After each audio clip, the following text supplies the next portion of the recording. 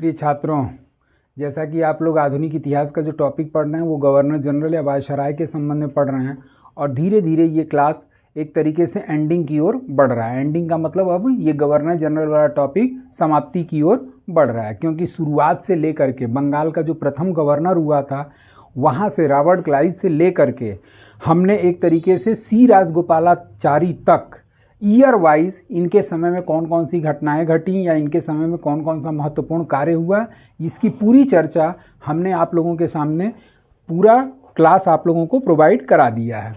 अब हमारे पास केवल 3 गवर्नर जनरल या वायसराय बचते हैं, जिसमें आपका लॉर्ड बेवेल, सी राजगोपालाचारी और लॉर्ड माउंटबेटन।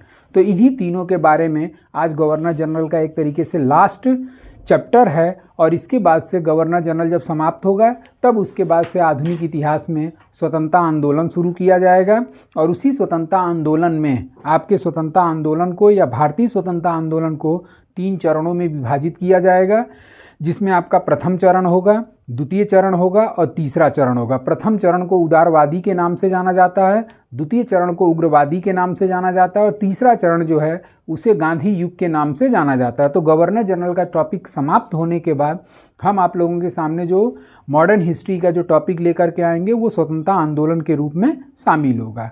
आज फिलहाल हम लोग देखते हैं कि वो 3 गवर्नर जनरल कौन कौन बचे हैं। तो पहला आपका हो जाता है लॉर्ड बेवेल। लॉर्ड बेवेल, और इस लॉर्ड बेवेल का जो शासनकाल है वो 1943 से लेकर 47 तक, 1943 टू 47,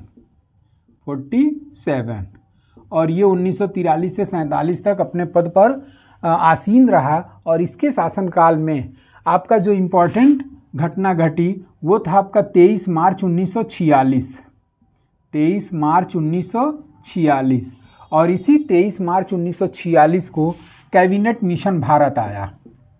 कैबिनेट मिशन भारत आया।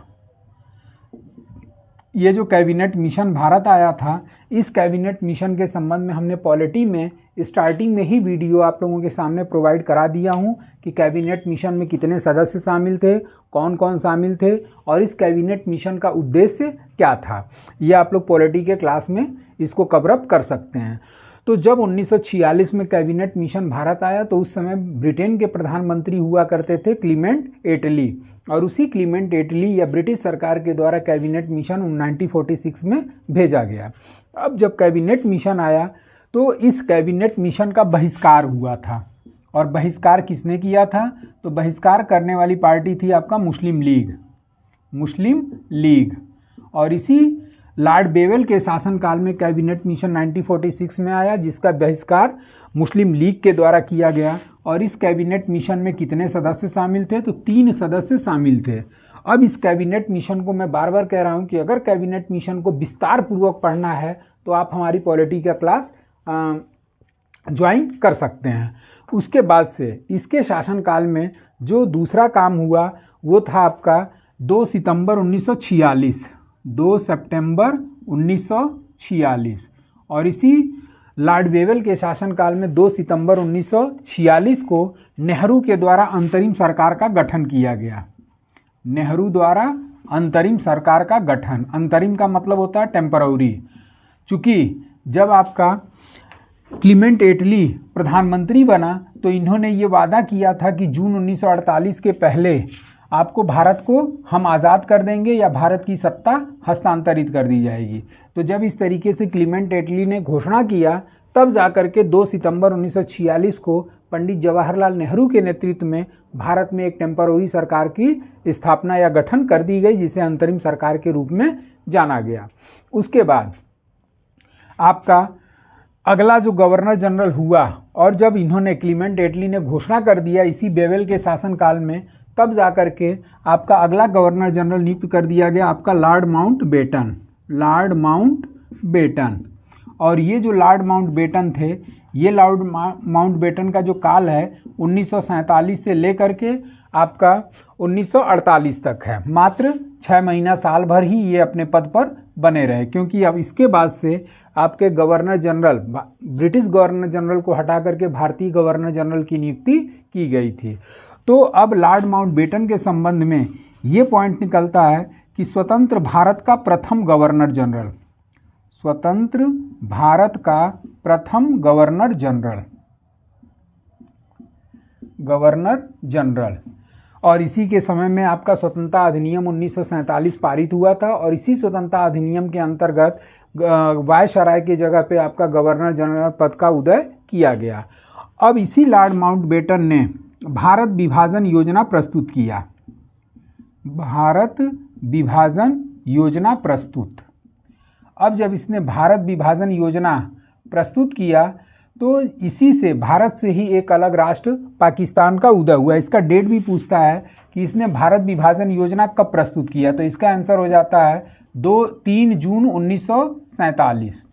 अब जब 3 जून 1947 को इसने भारत विभाजन योजना प्रस्तुत किया तो इसी भारत विभाजन योजना के अंतर्गत आपका भारतीय स्वतंत्रता अधिनियम पारित हुआ, भारतीय स्वतंत्रता अधिनियम पारित।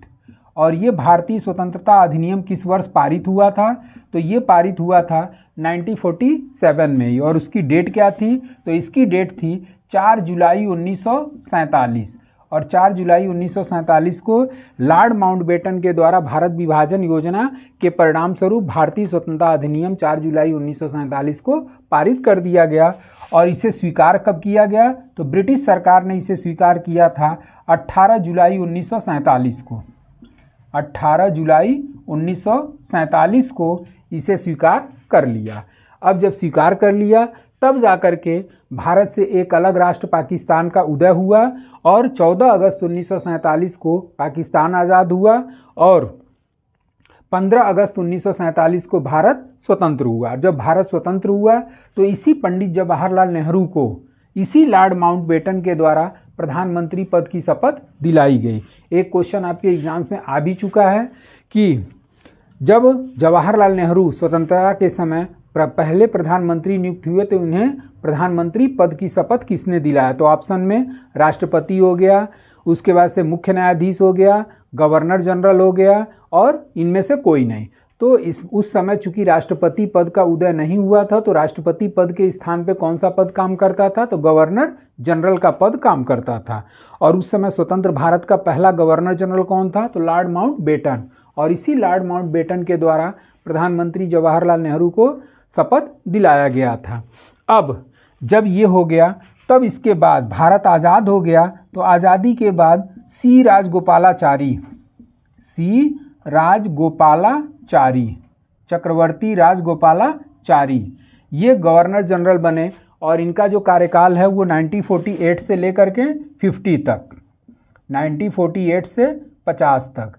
अब ये जो गवर्नर जनरल बने ये स्वतंत्र भारत के, इस पर क्वेश्चन ये पूछता है, स्वतंत्र भारत का प्रथम और अंतिम भारतीय गवर्नर जनरल, प्रथम व अंतिम भारतीय गवर्नर जनरल। और प्रथम और अंतिम भारतीय गवर्नर जनरल जो बने थे वो थे आपके सी राजगोपालाचारी।